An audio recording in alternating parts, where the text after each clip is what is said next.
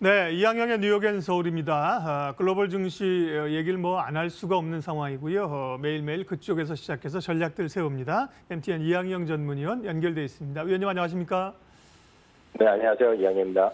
예, 미증시는 올랐는데 탄력이 그렇게 강하지는 않았고요. 저는 보니까 뭐 페이스북 같은 경우 계속해서 여러 가지 좀 노이즈가 있고 해서 기술주들이 올라가는데 이게 좀 부담스러운 요인인가 아닌가 뭐 그런 생각도 들더라고요. 관련된 이야기 좀 해주시고요.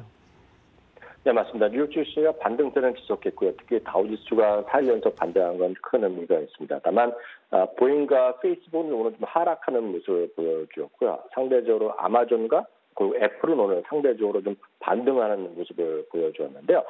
실제로 보면요, 미국 교통부랑 연방 검사에서 보잉의 737의 개발 과정 이런 것들 전부 다 지금 한번 조사해 보겠다 이런 얘기 나오면서 전체적으로 보잉 주가가 오늘 1.92%인가요? 오늘 좀 빠지는 모습을 보여줬고요.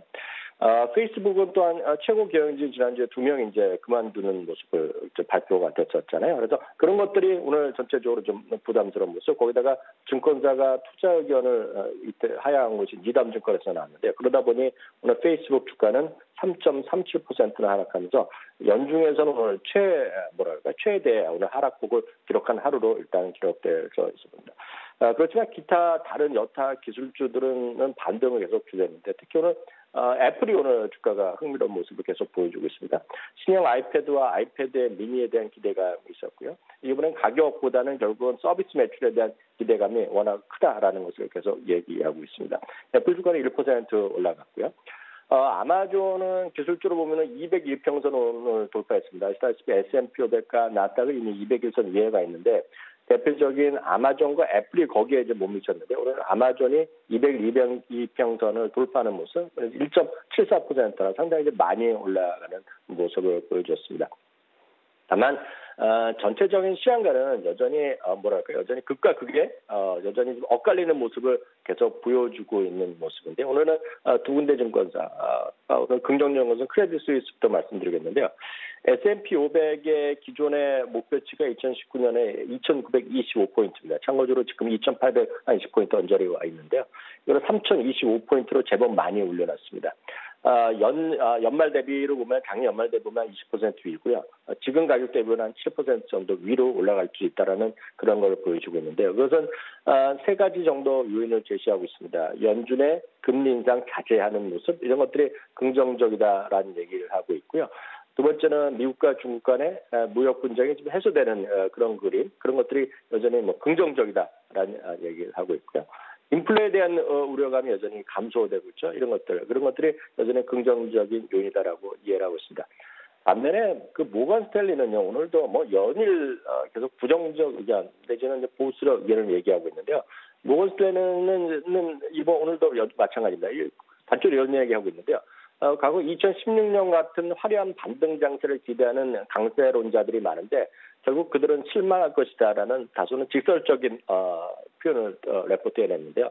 이런 얘기죠. 이거 늘 말씀드리지만 실적 침체, 2분기 연속 이익의 감소가 불가피할 것이고 그런 것은 결국 주가를 끌어내릴 수밖에 없는 얘기다. 지금은 전형적인 약세장의 반등일 뿐이다라는 얘기를 하고 있다는 거죠. 그러니까 그만큼 시장에 대해서는 크게 어떤 긍정적인 논쟁과 좀 보수적인 사람이 엇갈리고 있는데 오늘은 여전히 시장이 다소는 긍정적인 사람들의 목소리가 좀 강한 편이다라고 정리할 수 있겠습니다. 예, 오늘도 긍정론과 다소 좀 회의론 둘 중에 하나는 결과적으로 연말 되면 맞을 텐데요. 투자자들로서는 참 여러 얘기가 나와서 늘 헷갈립니다. 예. 미국의 기업 공개 IPO가 좀 다시 좀 뜨겁게 달아오르는 모양이죠. 특별히 이제 우버보다 립스가 먼저 상장한다는 거죠. 그런 모멘텀들이 좀 있는 것 같습니다. 네, 맞습니다. 올해 여러 가지 얘기가 있겠는데 실제로 보면 가장 올해 뜨거운 감자가 세 개의 어떤 회사가 있습니다. 특히 공유경제만으로 다들 아시겠지만 시장에서 세상을 바꾸는 새로운 모멘텀 이런 것들을 많이 얘기하는 거죠. 패러다임이 그만큼 바뀌고 있다 등등을 얘기 많이 하고 있는 것이 되겠는데요. 실제로 보면 올해 그 3인방이 있습니다. 그 에어비앤비 그리고 우버 그리고 리프트의 상장에 대한 기대감이 지금 분명히 있겠는데요. 실제로 보면은요, 올해 첫 번째 먼저 얘기가 나오는 것이 리프트입니다. 리프트는 아, 네. 말씀하다 지금 연결 상태가 조금 안 좋은데요. 다시 한번 연결해 주시고요. 우리가 이제 우리는 이제 우버를 더 잘 알고 있잖아요. 근데 우버가 아마 시장에서도 더 선도 업체일 텐데 아마 후발 바로 업체인 리프트가 먼저 상장을 지금 한다는 얘기가 있고요. 그러면서 이제 우버도 좀 따라서 가고 있고 말씀하신 에어비앤비라든지 공유경제 관련된 기업들이 상장하면서 미국 증시는 관심이 큰 것 같아요. 예, 연결이 다시 된 것 같습니다. 위원님 나와 계시죠? 네네. 예, 리프트 얘기하시다가 예. 네, IPO 다시 잠깐 말씀드립니다. 네. 하여튼 올해 그 가장 핵심은 우버랑 리프트랑 에어비앤비인데 특히 이제 리프트가 이번에 이제 상장을 준비를 하고 있습니다. 3월 1일 날 우리 시로 보면 상장 신청서를 일단 냈고요. 이것이 오늘부터 이제 본격적으로 이제 로드쇼가 시작됐거든요. 그래서 그걸 말씀드리면 실제로 보면 시장 가치 200억 달러 목표로 지금 오늘 공모 과정으로 로드쇼를 시작했는데요. 200억 달러라고 하면 우리나라 돈으로 22조 원에서 23조 원 정도 수준이래요. 엄청 규모 자체라고 이해하셔야 되겠고요. 작년에요. 매출이 22억 달러인데 적자는 9억 1천만 달러였습니다. 그러니까 이미 상당한 적자를 내고 있는데 실제로 앞으로에 대한 기대감이 있다는 거죠.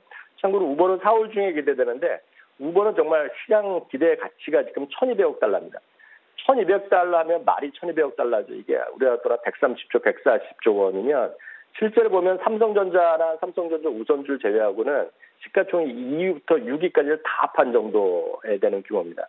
모니터는 빨라야 리프트 같은 경우 3, 4년이 돼야지 지금 흑자 가능성을 얘기하고 있는데요. 그럼에도 불구하고 200억 달러 시장 가치를 예측하는 것은 그만큼 공유경제가 소위 세상의 산업 소비 구조를 바꾸고 있고요. 거대한 패러다임의 변화를 이끌고 있기 때문이라고 이해하셔야 되겠고요. 참고적으로 한국 투자가들이 이들 주식에 공모에 참여할 수 있는 방법은 현실적으로 없습니다. 결국은 상장 이후 투자해서 되겠는데 혹은 이미 리프트에 투자하고 있는 회사들이 있다 그러면 미국의 구글이 한 4.7%를 갖고 있고요.